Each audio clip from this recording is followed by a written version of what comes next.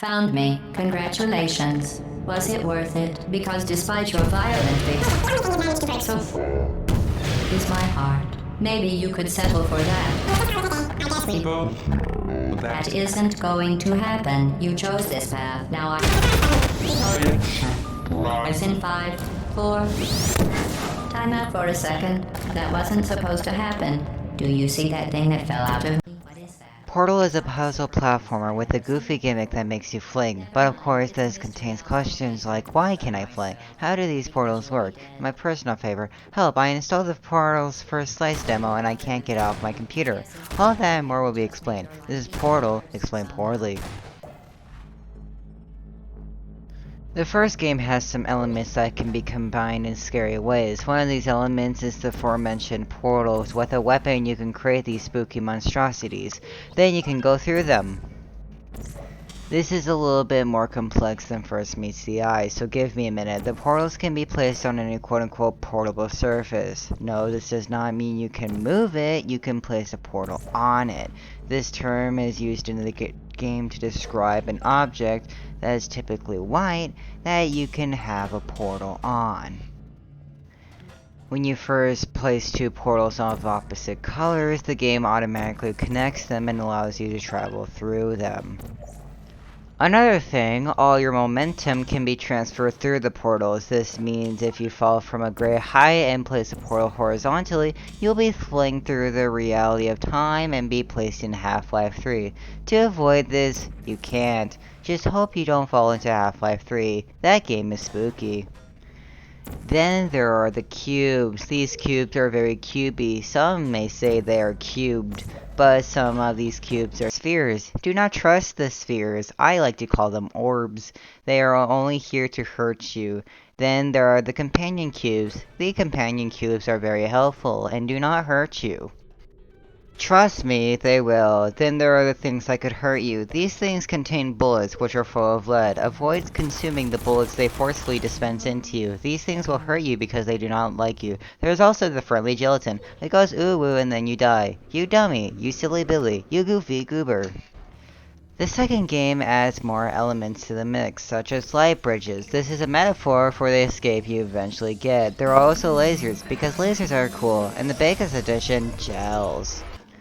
A blue gel to bounce off walls. This can be used to bounce off the floor too, and if you're skilled enough, bounce off the ceiling. Then there are the orange gels. This gel makes you speedy. This makes your ability to jump off a cliff that much more effective. Then there is the white gel. This makes it so you can join the resistance. Then the clear water. This reverses the effects of the gel, making it unbounceable, unspeedable, and unportable. Also, Now, please return to your bed. the story is funny. You enter the personality test. You wake up only to have a masochistic robot tell you to play a puzzle game and then kill her. That's pretty twisted, but you do it anyway. You go through a bunch of puzzles, like the one where you died in a fire. That was funny. Or the one where she bombarded you with tourists. Oh, you. But then you fall into fire because you're just clumsy. It makes you quirky. You wake up from the personality test.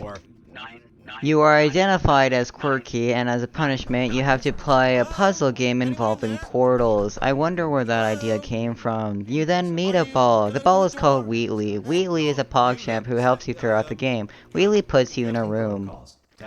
This room explains you are quirky and tests you. Then you see the remains of her. She says you killed her. She proceeds to gaslight you into feeling sad. Then you find a double portal gun, the ultimate gun. The gun has limitless potential, such as the ability to fire an orange portal, and if you're lucky, the power to create a blue portal. You continue to the next test, lasers. After that boring test, you see the light. The light compels you.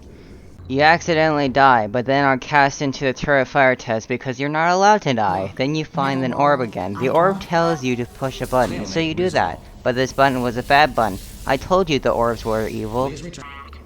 So now you're falling, a very big fall might I add. Then you land, it probably hurt, you continue, then you find the liquid blue. This is a very fascinating science because it's blue. And not orange. Then the inner Irish woman in you says pick up the potato. Apparently it was GladOS. What a quirky individual. You move on to the orange liquid. This makes the speed limit of speed preference, so as you can go faster. Then you leave because you didn't like it. You then continue to the gray liquid. Apparently it's crushed up moon rocks. This makes it so your portal can be placed there. This is very useful for later. Then you break into the orb's house because he is British. Here you realize this is the part where he kills you, so you run away. Then you come back because you forgot how to win. He teaches you how to win by losing, and with the power of potatoes, you win the game. GladOS tells you she got bored while being a potato, and as a thank you, she lets you go. The end. But not really, because there are robots here.